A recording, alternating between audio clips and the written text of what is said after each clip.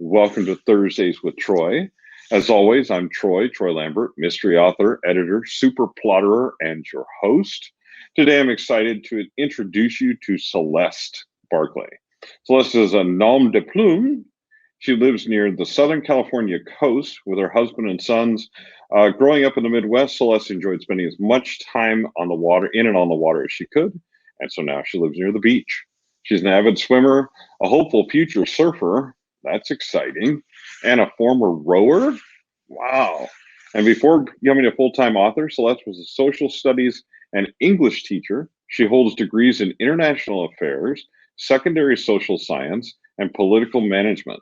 She channels that knowledge into creating rich and historical romances that bring the steam. Welcome. Thank you for having me. I'm happy to be here.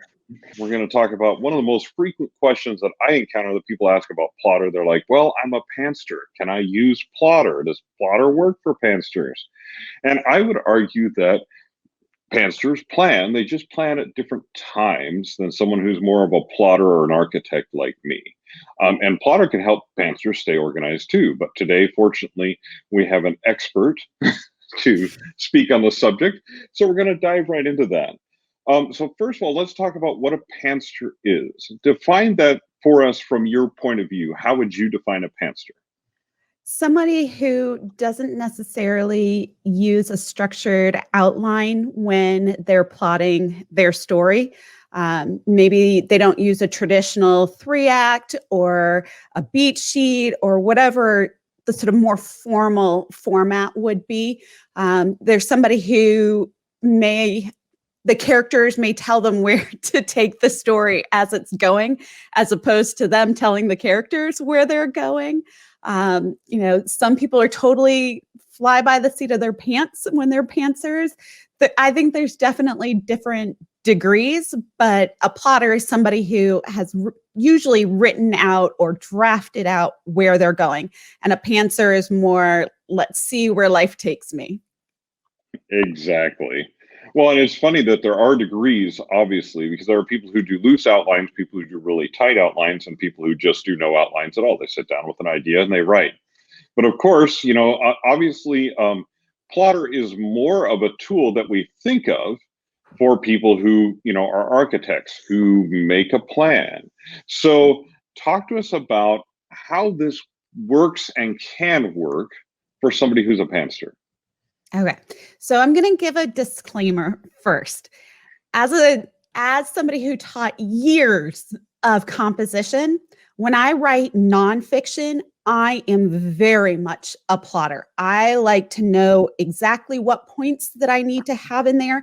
I want to make sure that I have them all in the right order. I want to make sure I don't forget something and then try and stick it back in there.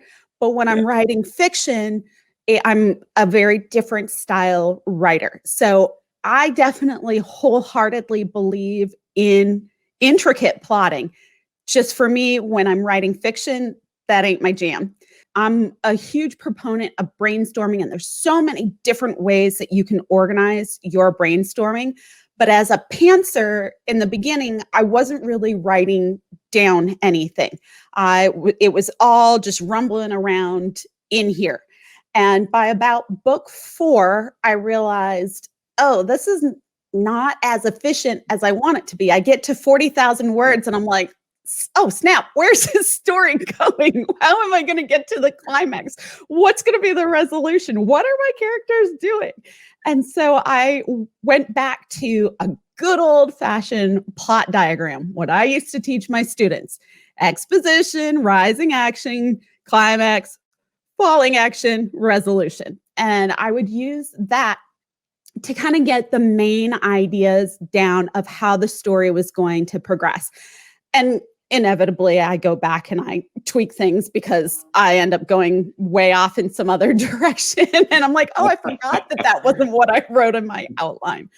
But using Plottr takes that old-fashioned plot diagram, which I do still write out to begin with, and it allows me to take those loose ideas, but I can also take all the notes that I used to write next to my plot diagram and put those in an organized fashion. I know some authors really love making Pinterest boards, and they get all these different pictures and their inspiration, their muses. That's not me. I have never been able to get into Pinterest. It's just not me. But the nice thing about Plottr is that I can put a picture there. So if I'm sharing with somebody else and I'm trying to convey what I want to get across about what my character looks like or kind of their body language and style, I can do that. So it's not necessarily for me. It's when I want to share or I need to kind of draw a comparison for somebody.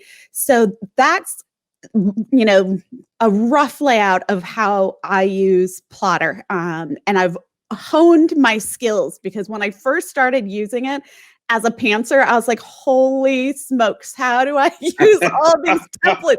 So it was a bit overwhelming. And I learned to tweak things to work for me. I don't always use one of the templates that's available.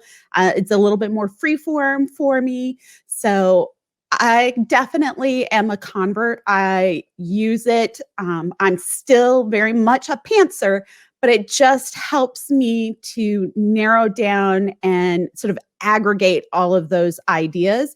And if I need to make changes as I go along, I make changes as I go along. I'm not bound and gagged to this one outline.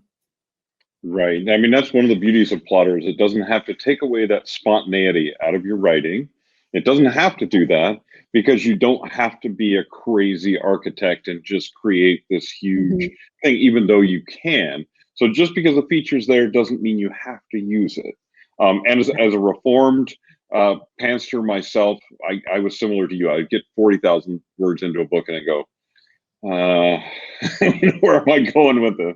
But anyway, so we're going to look at your file and talk about exactly how you do this. And I see some nicely colored cards and some really cool things here. So why don't you walk us through like where you get started when you use Plottr this way and what these colors mean and all that kind of stuff. Okay, so you can see at the very top where it says exposition, rising action, that sort of thing. That's still me using the old-fashioned plot diagram, but rather than having the inverted V, I have a timeline in front of me. So I color code the events. When I open up a fresh Plottr, fresh project, it'll say event, and I change the name to whatever part of the story it is. So when I have that, I color code it. So on this one, the areas that I consider to be part of the exposition are green. The things that are part of the rising action are pink. If you slide over a little bit for me, so the climax is orange, and then there's falling action, and there's the resolution. And I pretty much always have an epilogue, so I toss that also into resolution.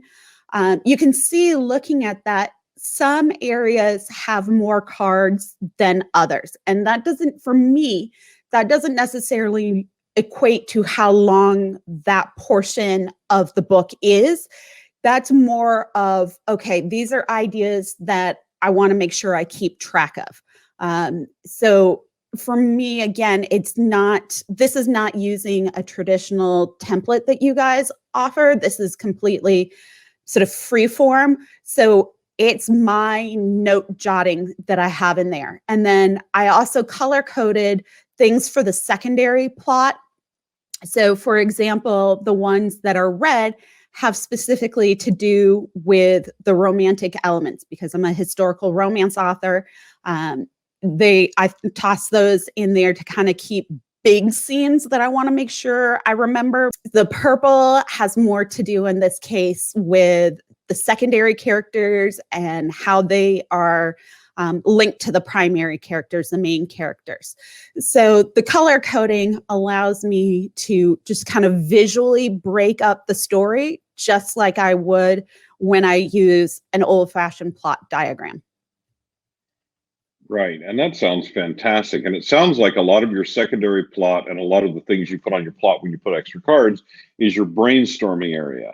So It is. do you use any of the other areas in Plottr, the notes and things like that for some of that brainstorming? Or Oh you yeah. kind of try to keep it all on the timeline? No, I explored and I found all these features. I love all the bells and whistles. So click where you want. So, So there we go. so Notes, for notes. And you notes, actually do have some pictures here I do. of different places. Yeah. Yeah. So when I write my stories, they're all based on actual locations that have historical significance. So I love looking at the pictures, mostly to kind of get a feel for the surrounding topography. I can see that, this particular castle sits on a promontory. I know that that's County Antrim in Ireland. I can see the coastline. So I like having that. If you click a little further down to the ships, this is a pirate story, and being able to have the diagrams of a couple different types of ships really handy saves me having to go back in and re-Google things or look in my downloaded folder or whatever it is. I can have Plottr running in the background as I'm writing, and I can just toggle over and be like, oh, so that's the name of that, mast or that sail or that portion of the ship. So having those things readily accessible really helps me out a lot. So that's what I'm using the notes for. For me right now, for this particular project, the functionality was being able to keep details about the setting, whether it was on the ships or on land. If you toggle over to characters, so this is where I have actually used pictures, because when I want to try and describe a character to somebody else, I'll be like, oh, okay, well, how am I going to do this? What famous person can I tell them? So I do things like this to help me, visually associate them when I'm talking to my editor or friends. And then I can put, different descriptors in there. And more than anything, I like it when I'm working in the outline, because then I can add on the side which characters are in which scene. So if I need to quickly figure out, okay, I'm towards the climax, who do I have in this scene that I jotted down notes for? Do I need to add somebody in? I can do that pretty easily. And I can, sort these by main characters, supporting, other. I can rename other. I like that there's a lot of customization within that. And I'm starting to play with the attributes features. I haven't created a ton of those yet in my projects. I'd like to use the attributes to help me remember the emotion that I want to create in that scene. If you head over to outline, you'll see, what became of the timeline. Yeah. Gotcha. So you And can you can see your there. characters. Yeah. Exactly. So I can kind of keep track of that. On the left margin, you can see each card, whether it's on the main timeline or whether it's the secondary plot. Go through the timeline and click the card. You might be able to do it. There we go. So I love this part because I can put in those characters. I can put in the setting and location.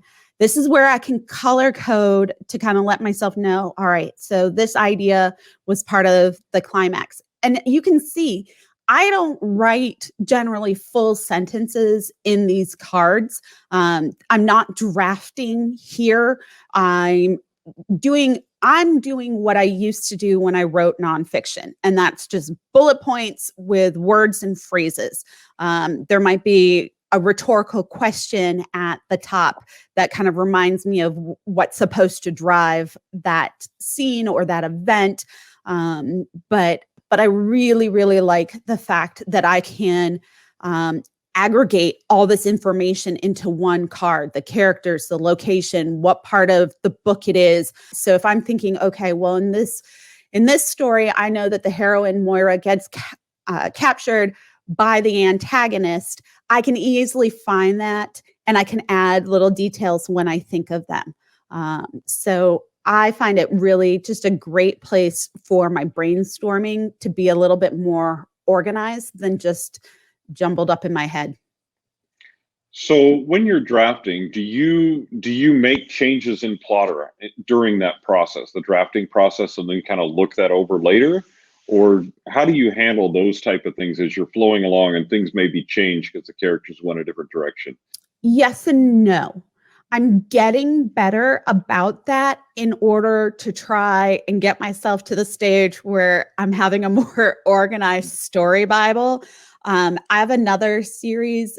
I'm about to start book 13 out of 15.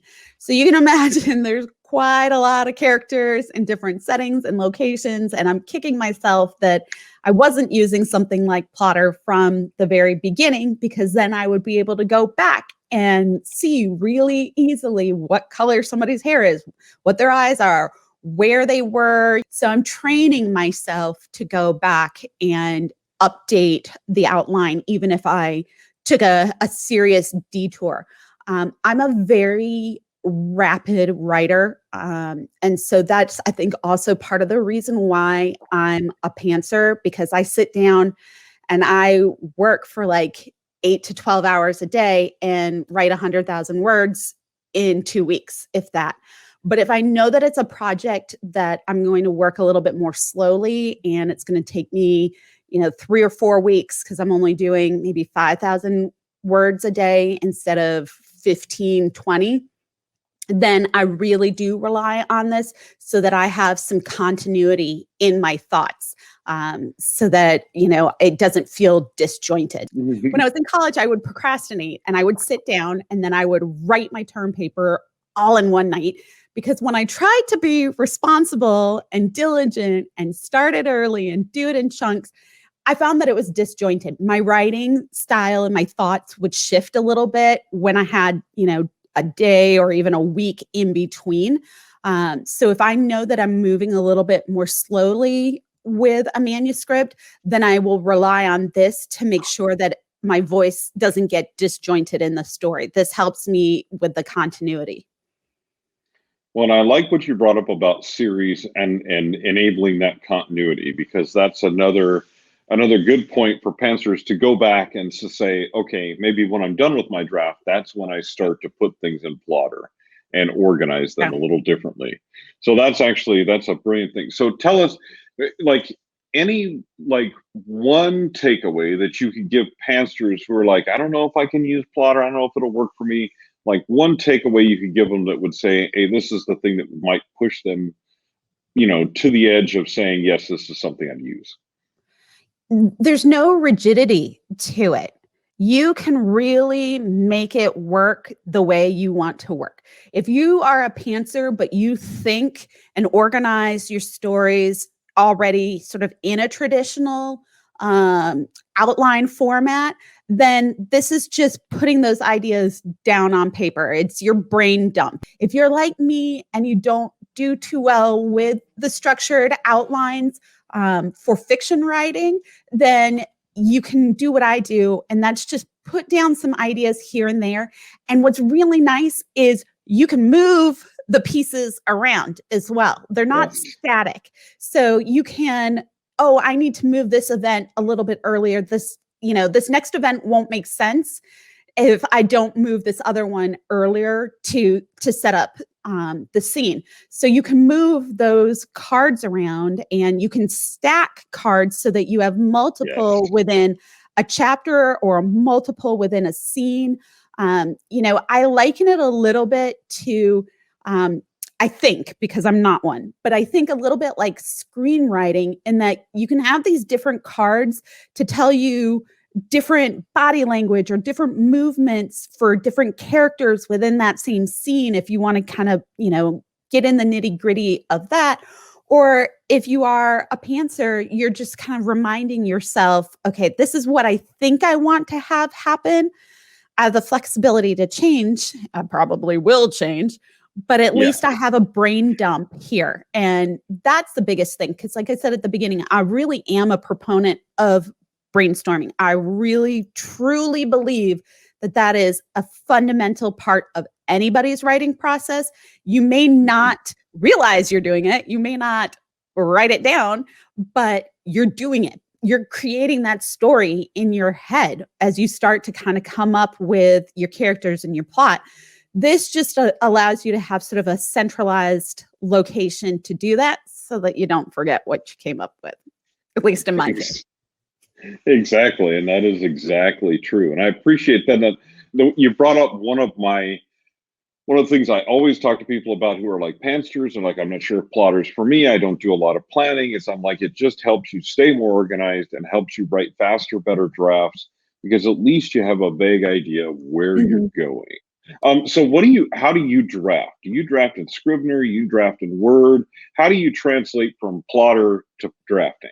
Okay. So I took a look at Scrivener for a hot second and it just was, I was like, I don't understand. Like, why can't I put things where I need to? I just did not have the patience to learn. So I admit this, I'm like a one-woman bandstand for Pro Writing Aid. I really like them a lot. I have used them for their online editor. I've used them with their app. I've used them with their Word add-in. I really like that. And first of all, they have amazing customer service because I like to write directly into Pro Writing Aid, and I've overloaded my files a couple of times doing that because apparently that's not exactly how you're supposed to use the app or the online editor. Yeah. Pro Writing Aid allows me to draft more efficiently because I've started catching myself, and I don't use passive voice as much because Pro Writing Aid has told me don't do that. So it really does easily translate between the two programs because I can take my ideas from Plottr, I can start writing in Word directly, and I'm getting that cleanup feature as I'm going along. So those two married together just make me much more efficient. And as I said, I've always been a rapid writer, but at least I don't get to the 40,000 word mark and go, oh, so what's going to happen now? What's the climax of the story, But either way, even if slow and steady wins the race rather than me thinking it's an Olympic sprint, either way, you can use those tools together. Yes, exactly. And I would say as someone who works as a freelance editor and has worked for a publisher as an editor, I am eternally grateful to people like Celeste who use a tool like this that helps them correct things along the way. But this actually leads me to my next question, which you've already partially answered, which is other resources that have gotten you where you are today. Obviously, Pro Writing Aid is one of them, but give us a couple more. I bit the bullet when I learned that you can use Vellum on a PC if you use Mac in the cloud. So I just use a pay-as-you-go server. It turns my PC into a Mac desktop. I can use Vellum, and happy as you please, I am able to format really quickly. So I don't write directly in Vellum because I use Pro Writing Aid. So I just import in my Word document, and then I can put in my front matter, my back matter. From start to finish, Plottr, Pro Writing Aid, and Vellum just make it much more efficient for me. No, that is absolutely beautiful. And actually, it's my method, except you substitute Scrivener in where you put Pro Writing Aid, and it's the exact same thing. All right. So tell people where they can find you, where they can stalk you, where they can find your work. You don't have to give away your real name. You can just tell them where they can find your pen name. I'm everywhere, y'all. I am on Facebook, obviously, as Celeste Barclay. I'm on Twitter, though that's not really my favorite social media. I'm not on there that often, but my Facebook page will post for me into Twitter. I'm on Instagram. I am an absolute addict to Clubhouse right now. I need to put the phone down and step away, but I can talk and I can have these conversations about writing with other authors. I can talk about podcasting and entrepreneurship, whatever it is. So I'm a huge fan of that. I'm starting to get into TikTok, but my two teenage sons are like, no, you cannot be on TikTok. So you can find me on my website as well, celestebarclay.com. You can find me on Amazon. I am a Kindle Unlimited author. So, Google me or start at my website, celestebarclay.com, and I'll pop up. Yeah, I'd love that. I always tell people to Google me too. Google me. You can find me if you Google me. If you can't, you're Yep. using Google wrong. Okay, one final thing. Of course, it's Thursdays with Troy, and every Thursdays with Troy, we have a question of the day. And so, of course, I'm in Chicago, and I was just downtown at the big Starbucks Reserve and all the coffee things around in Chicago. So I have a coffee question for you. Are you ready for your coffee question? Are you a coffee drinker? So much, you're not a coffee drinker? Oh my Dude, I goodness. can lick mud for free. Coffee's gross. Oh man. Well, I was going to ask you a coffee question. I'm My telling you. husband drinks coffee and I make coffee Well, for him. perhaps you can answer on in perspective of your husband. So much of the country is in a transition period. It's kind of transitioning from cold to warm, from winter to more spring-like conditions. So from what you've observed of your husband, since you're not a coffee drinker, is it still hot coffee season or is it time to switch to iced coffee? We don't have seasons in Southern California. So, So you don't even care. yeah. So again, I just totally maybe screwed up not. this question. No, yeah. But for my husband, like if he were to go out somewhere and get coffee, he might get a frappuccino or something like that. But he's generally a hot coffee person. He doesn't drink the iced brews or iced coffees at home, things like that. It's all a hot coffee for him. Well, that is fantastic that I screwed up the question of the day entirely to a That's okay. non-coffee I thought it was humorous. But it is a good question. It did turn out to be humorous because, of course, you're in Southern California, no seasons, but your husband still likes hot coffee all year long. So anyway, well, thanks everyone for joining us. This has been a fun Thursdays with Troy, a little bit different than our usual things. But thanks for joining us. We hope you enjoyed yourself and learned a lot. Thanks everybody for joining us. Thanks for being with us, and we'll see you next time. Thanks, guys. Bye.